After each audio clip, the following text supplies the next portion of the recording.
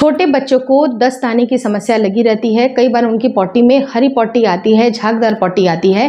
तो ऐसा क्यों होता है, आज की इस वीडियो में डिस्कशन करेंगे कि बच्चों को ये कॉमनली ये चीज़ें किन रीज़न की वजह से होती हैं और अगर ऐसी समस्या आ जाए तो आपको क्या करना चाहिए, और अगर ये सुधर नहीं रहा है, आपकी बातें नहीं बन रही हैं, तो कब आपको डॉक्टरी सलाह जरूर लेनी चाहिए। वीडियो काफ़ी इन्फॉर्मेटिव है, प्लीज़ शुरू से लेकर लास्ट तक जरूर देखिएगा। नमस्कार दोस्तों, मेरा नाम हर्षिता वर्मा है और आपका मेरे channel twins my world baby care पे बहुत बहुत स्वागत है। जब बच्चों की हरी पॉटी आने की समस्या होती है तो सबसे पहले ये चेक करना चाहिए कि आपके बच्चे का भोजन क्या है। अगर आपका बच्चा पूरी तरह से मिल्क के ऊपर डिपेंडेंट है और उसमें से भी आप बच्चे को फॉर्मूला फीडिंग नहीं दे रहे हैं, सिर्फ और सिर्फ ब्रेस्ट फीडिंग करा रहे हैं, तो ब्रेस्ट फीडिंग कराने वाली जो महिलाएं हैं वो अपने डाइट के ऊपर ध्यान दें कि वो क्या क्या चीज़ें खा रही हैं। उनके जो भी फूड लाइफ स्टाइल हैं, जो भी उनकी खाने पीने की जो एक प्रक्रिया है, जो भी वो चीज़ों को इंक्लूड करती हैं, उनमें आप ये देख लीजिए कि कोई ऐसी चीज़ जिसकी वजह से बच्चे को एलर्जी तो नहीं हो रही है, तो उस खाने के आइटम को आपको स्ट्रिक्टली अवॉइड करना चाहिए। सबसे पहले तो आप जंक फूड को बिल्कुल अवॉइड कर दीजिए। जितनी भी बाहरी जो चीज़ें हैं जो कि आपको मार्केट में मिलते हैं, उनमें हाई कंटेंट ऑफ सोडियम होता है और ये सोडियम भी आपके बच्चे के लिए सही नहीं होता है, आपके शरीर के लिए भी अच्छा नहीं है और आपके शरीर के लिए अच्छा नहीं है, और जो मिल्क प्रोड्यूस होगा वो भी उतनी अच्छी गुणवत्ता का नहीं होगा। तो कोशिश ये करना चाहिए कि बाहर के जितने भी चिप्स हैं, समोसे हैं, जंक फूड हैं और साथ ही साथ कोल्ड ड्रिंक्स हैं, उनका आप स्ट्रिक्टली सेवन बंद कर दें। दूसरी इंपॉर्टेंट चीज़ है कि बच्चा पूरी तरह से ब्रेस्ट फीडिंग के ऊपर डिपेंड नहीं है, फार्मूला फीड भी वो कर रहा है। तो आप पहले ये चेक करिए कि फार्मूला फीडिंग कर रहा है तो फार्मूला हम जो बना रहे हैं वो कितनी साफ सफाई से बना रहे हैं। अगर हम उसमें गंदगी, जैसा आपको लग रहा है कि अच्छी तरह से हाथ हमने नहीं धोया था, या जो कंटेनर हम इस्तेमाल कर रहे हैं वो कंटेनर भी अच्छा नहीं है जिससे हम दूध पिला रहे हैं, तो आपको वो हर चीज़ को देखने की ज़रूरत है कि आप किस तरह से साफ़ सफाई का ध्यान रखती हैं। कई बार क्या होता है कि दूध आपका सेम रहता है, लेकिन कई बार बहुत सारे ऐसे दूध के पैकेट्स होते हैं जिनमें लैक्टोज़ की मात्रा काफ़ी ज़्यादा हाई होती है। तो लैक्टोज़ जिसमें हल्का हो, आपके बच्चे को पचने के लिए ईजी हो, वैसे ही दूध का चुनाव आपको करना चाहिए। तो पेडियाट्रिशियन से मिलके बच्चे के जो मिल्क का जो पाउडर है उसका चुनाव आप सही कर लें।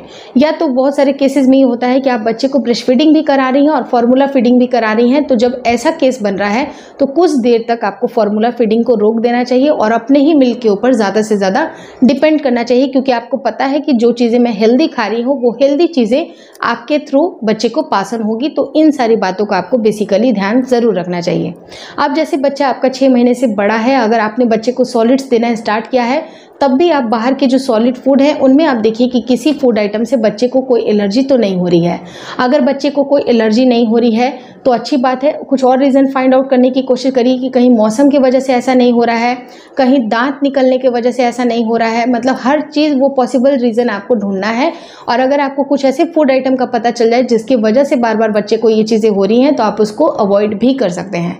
और बच्चे को हो सके जितना ज़्यादा से ज़्यादा ब्रेस्ट फीडिंग कराएं, हरी पत्तेदार सब्जियां खाएं और फल खाएं जिनमें अच्छी फाइबर होती हैं, एंटीऑक्सीडेंट्स होते हैं जो कि आपके मिल्क के प्रोडक्शन को अच्छा बढ़ा करके रख देंगे।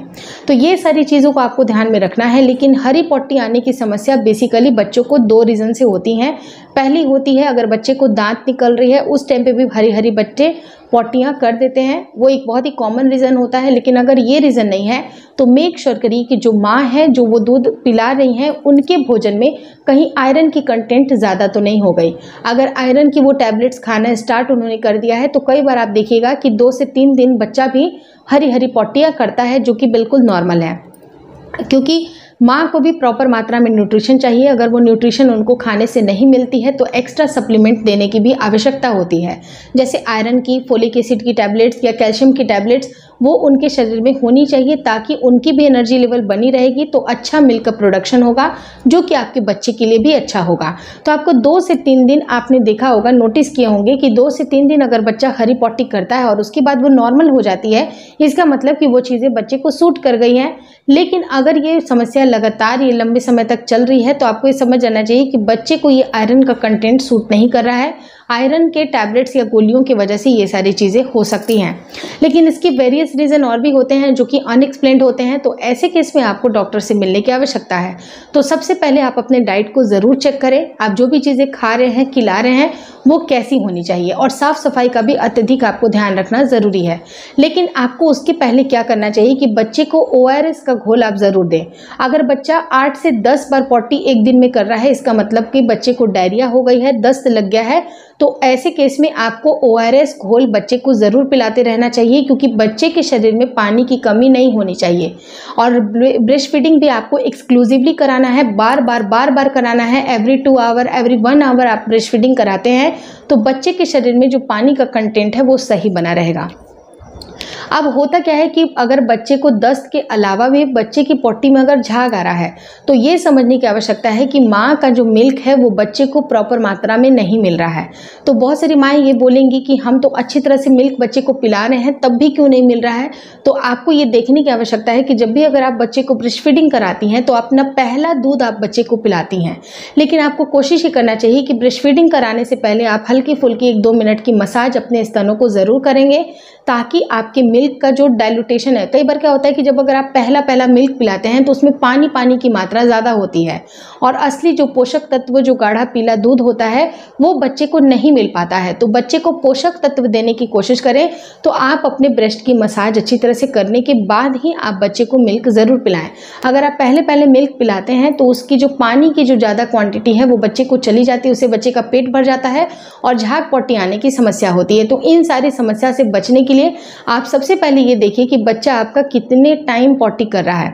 अगर वो 3 से 4 बार अगर वो पॉटी कर रहा है एक दिन में, तो वो कोई दिक्कतें नहीं है, वो नॉर्मल है, बच्चे करते ही हैं। लेकिन अगर 8 बार 10 बार अगर पॉटियां हो रही हैं, तो ऐसे केस में आपको बच्चे को लगातार ORS के घोल पिलाने चाहिए, और बच्चे को पूरे टाइम हाइड्रेटेड आप ज़रूर रखें, चाहे पॉटियां कम हो रही हों या फिर ज़्यादा हो रही हों। जितना अच्छा बॉडी में पानी का इंटेक अच्छा होगा, बच्चे की डाइजेशन सही होगी और उसको वो दूध पचाने की क्षमता भी मिलेगी। दूसरी चीज़ कि अगर आपका बच्चा थोड़ा सा बड़ा है, केले वगैरह खा सकता है, तो केले को भी आप ज़रूर इंक्लूड करें, क्योंकि केले में अच्छी पोटेशियम होती है, जिंक होती है, मैग्नीशियम होती है, जो कि आपके बच्चे के अगर शरीर में कुछ ना कुछ अगर न्यूट्रिएंट की कमी चल रही है तो उससे भी आप बच्चे को अच्छी तरह से क्योर कर पाइएगा। तो ये सारी चीज़ों का ध्यान आपको ज़रूर रखना है। और अगर आपका बच्चा थोड़ा सा और बड़ा है, दही वगैरह खा सकता है, तो आप बच्चे को टाइम टू टाइम दही ज़रूर खिलाएं। कुछ फ्रूट्स की प्यूरी बना दें, जैसे एप्पल को उबाल करके उसकी प्यूरी बना दीजिए। एप्पल में भी अच्छे फाइबर होते हैं जो कि आपके बच्चे के डाइजेशन को ठीक रखेंगे। तो जितने भी अच्छे डाइजेशन वाली जो चीज़ें होती हैं आपको ज़रूर बच्चों को खिलाना चाहिए। जैसे दही मैंने बताया, तो दही में भी अच्छे प्रोबायोटिक्स होते हैं, हेल्दी बैक्टीरियाज होते हैं जो कि डाइजेशन को ठीक करते हैं। लेकिन मेक श्योर करिए कि दही में बहुत नमक वगैरह ना मिलाइएगा, क्योंकि दही में जैसे ही आप नमक मिलाते हैं सारे कीटाणु मर जाते हैं और उनका मतलब गुड इफेक्ट आपको शरीर में नहीं मिलता है। तो दही के अगर बेनिफिट्स आपको लेने हैं तो आपको उसमें नमक इंक्लूड नहीं करने चाहिए।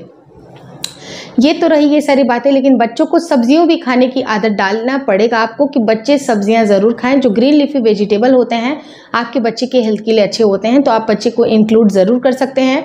और रही बात कि आप बच्चे को टाइम टू टाइम पानी ज़रूर पिलाएं, और नींबू का रस भी अगर आप बच्चे को देते हैं, जैसे मान लीजिए कि आपने नींबू पानी बना करके बच्चे को दे दिया, जैसे आपका बच्चा बड़ा है, 2 साल 3 साल का बच्चा है, तो नींबू पानी भी आप ज़रूर बना के दीजिए। बाहर के कोल्ड ड्रिंक बिल्कुल मत दीजिएगा, जितने भी जंक फूड हैं, बिस्किट हैं, वो सब कुछ आपको नहीं खिलाना है। बच्चे को मैगी भी मत दीजिएगा कि उसको पसंद है या समोसे पसंद है तो बच्चे को दे दिए, नहीं, उसको आपको खाने में थोड़ा सा परहेज करना पड़ेगा। हल्का खाना बच्चे को खिलाइए, दलिया खिला दीजिए, खिचड़ी खिला दीजिए, जो माड़ वाला जो चावल होता है वो आप खिला दीजिए। उससे भी बच्चे की पेट बिल्कुल अच्छी रहेगी और बच्चे को इसकी डाइजेशन बिल्कुल इंप्रूव हो जाएगी। वहीं पर जैसे कि अगर आप दूध का सेवन करती हैं, दूध रोटी बच्चे को खिलाती हैं, तो दूध रोटी को आपको अवॉइड करना चाहिए और चावल से रिलेटेड जितने भी आइटम होते हैं उनको ही आपको सेवन ज़रूर कराना चाहिए। और ORS का घोल आपको ज़रूर पिलाना चाहिए। मार्केट में ORS के पैकेट्स आपको अवेलेबल मिलेंगे, लेकिन अगर आप नहीं खरीदना चाहते हैं या फिर रात हो गई है तो आपको 1 लीटर पानी में 6 चम्मच चीनी का मिलाना है और आधा चम्मच मिलाना है सॉल्ट। अच्छी तरह से मिक्स कर दीजिए और उसको 1-1 घंटे पे बच्चे को थोड़ा थोड़ा पिलाते रहिए, जिससे कि शरीर में इलेक्ट्रोलाइट की मात्रा भी काफ़ी अच्छी बनी रहेगी। आप चाहे तो लिक्विड डाइट में बच्चों को फल का जूस भी दे सकते हैं, नारियल पानी दे सकते हैं, क्योंकि नारियल पानी में भी अच्छे इलेक्ट्रोलाइट्स मिलते हैं जो कि बच्चे के डाइजेशन को भी ठीक करेंगे और वाटर का इंटेक को अच्छा बना करके रखेंगे। आप चाहे तो आप बच्चे को सलाद में टमाटर दे सकते हैं, खीरा दे सकते हैं, तो उससे आप अपने बच्चे के बहुत अच्छे डाइजेशन को इम्प्रूव करिएगा, तो बच्चे को दस्त लगने की समस्या बिल्कुल नहीं आएगी। होपफुली आपको ये मेरा वीडियो काफ़ी अच्छा लगा, बताने समझाने का तरीका अच्छा लगा, तो इस वीडियो को लाइक कर दीजिएगा, चैनल पे नए हैं तो चैनल को जरूर शेयर और सब्सक्राइब करें, और मुझे इंस्टाग्राम पे और फेसबुक का मेरा पेज है सेम नेम से ट्विंस माई वर्ल्ड, उसको देखना और विजिट करना और फॉलो करना बिल्कुल ना भूलें। Thank you so much for watching twins my world baby care.